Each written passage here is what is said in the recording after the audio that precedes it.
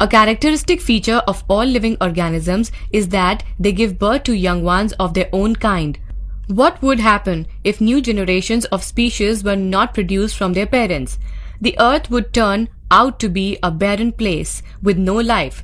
Since the lifespan of an organism is limited, they have devised ways and means to multiply their number. This ability of all living organisms to produce new individuals of their own kind is called reproduction. However, reproduction is not essential for an organism's survival, but it ensures that the organism leaves behind more individuals of its own kind so that the species does not perish from Earth. How do plants reproduce? We will deal with this aspect in the following section.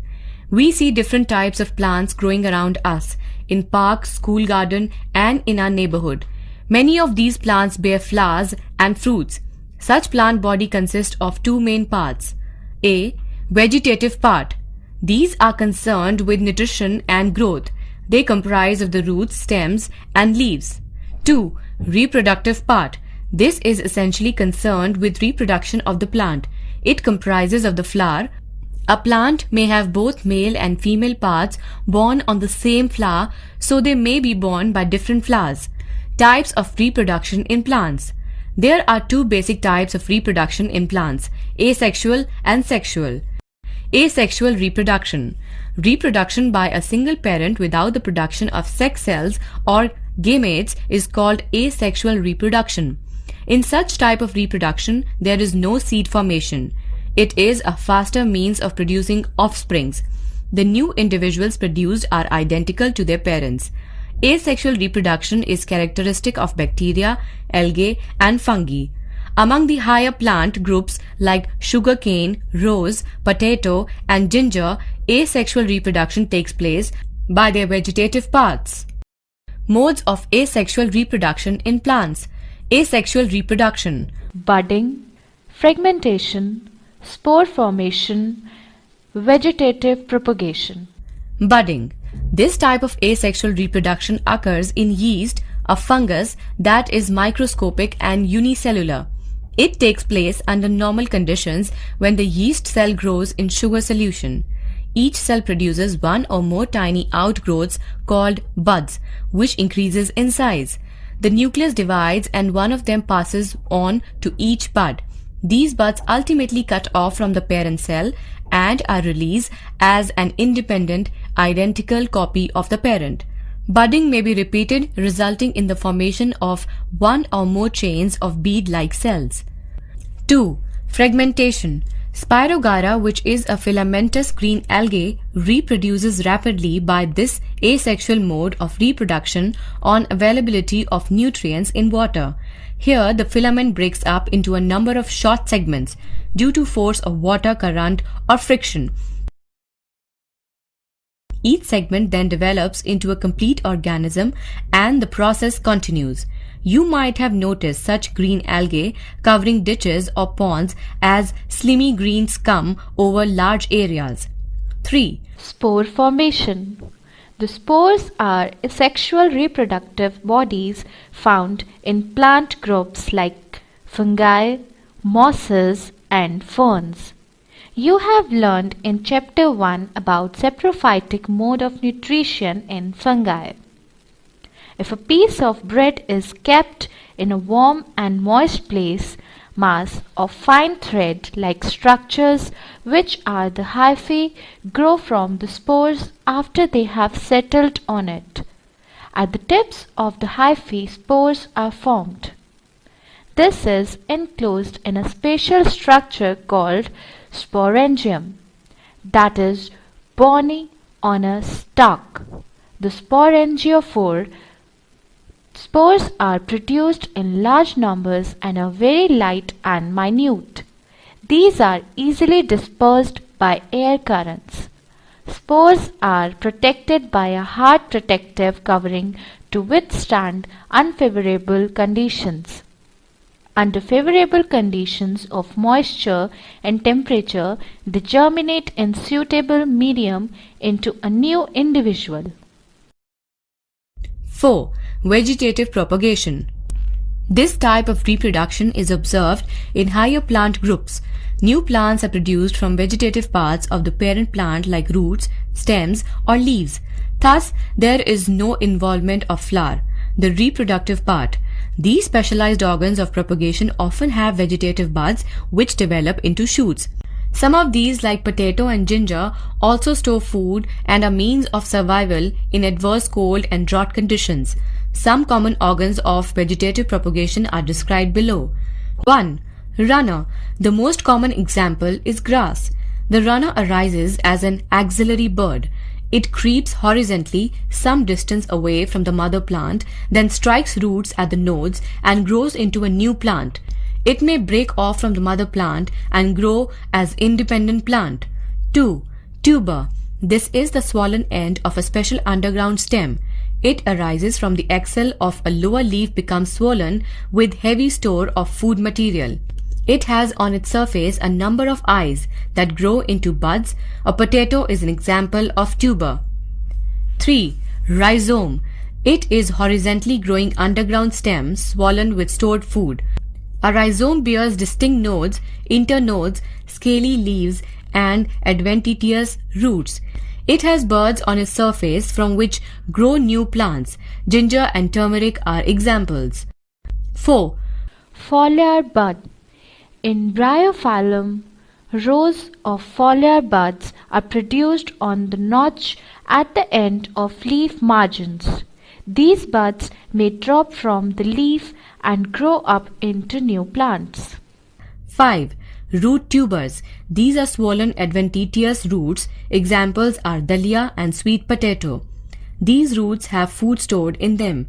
If root tuber of sweet potato is cut into pieces and sown in well-prepared soil, a new plant can be produced. Advantages of vegetative propagation. New plants are produced in less time. Plants produced are exact copies of the parent plant. Plants propagated vegetatively usually need less attention than plants grown from seeds. Artificial propagation.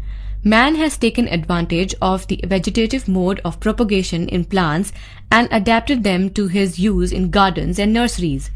These man-made methods are called artificial propagation. This is a simple procedure in which a healthy young branch of a plant like rose and sugarcane having nodes and internodes is cut off and planted in moist soil.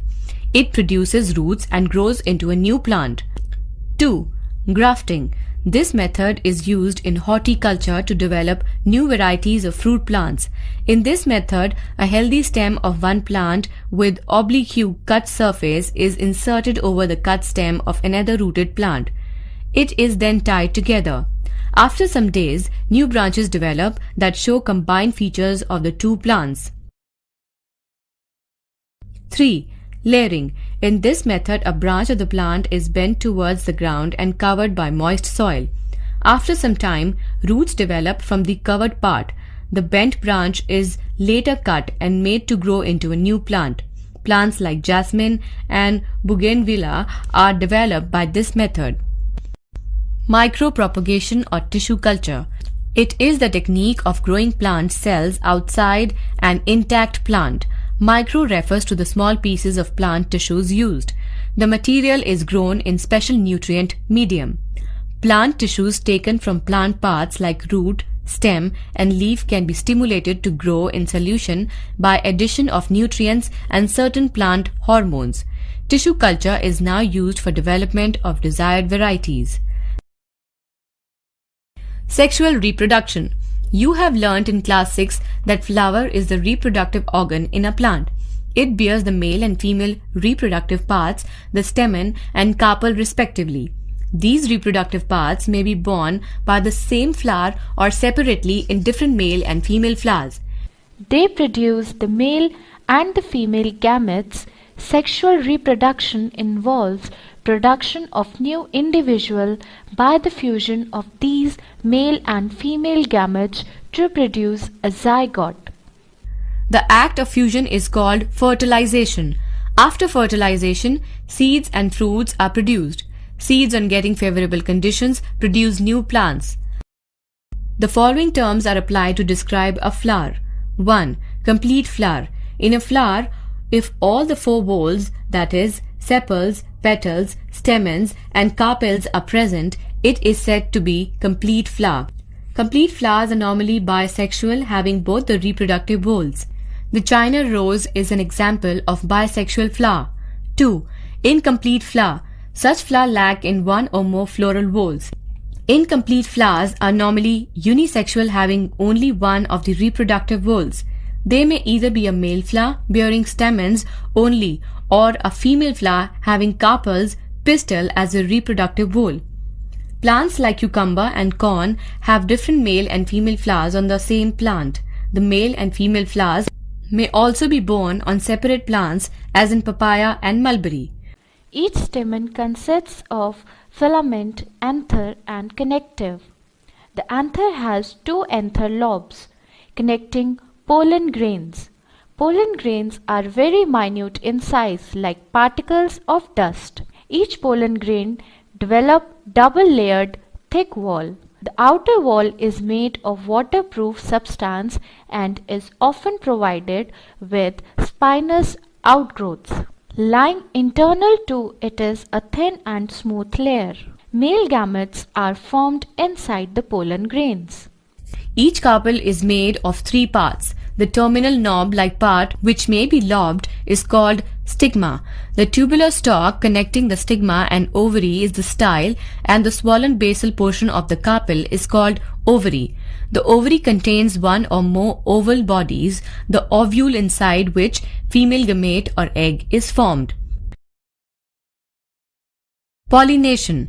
When the anthers are mature, they rupture and burst open, releasing the pollen grains. The pollen grains, being light, are carried away by agents such as wind, water, insects, and animals. They land on stigma on the same flower or a different flower. This transfer of pollen grains from an anther to a stigma is called pollination.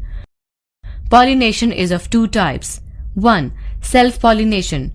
In this process, the transfer of pollen grains takes place from the anther of a flower to the stigma of the same flower, evidently bisexual. 2. Cross pollination. In this process, the pollen grains are transferred from anther of one flower to stigma of another flower. Cross pollination may take place between two flowers on the same plant or between flowers on different plants of the same species. Agents of pollination. Insect and wind are most common agents of pollination. For aquatic plants, water serves as the pollinating agent. Pollen grains are released in water and carried to other flowers by water currents. Other agents like squirrels, bats, and birds also help in pollination. One such bird, the hummingbird, has long beak to drink nectar. While visiting the flowers, it accidentally rubs off the anthers, some of which fall on the stigma. Fertilization. Once a pollen grain has landed on the stigma of the same species, it germinates. A sugary solution is secreted by the stigma that stimulates the germination of the pollen tube from weak spots on the pollen grain. The pollen tube carries the male gamete.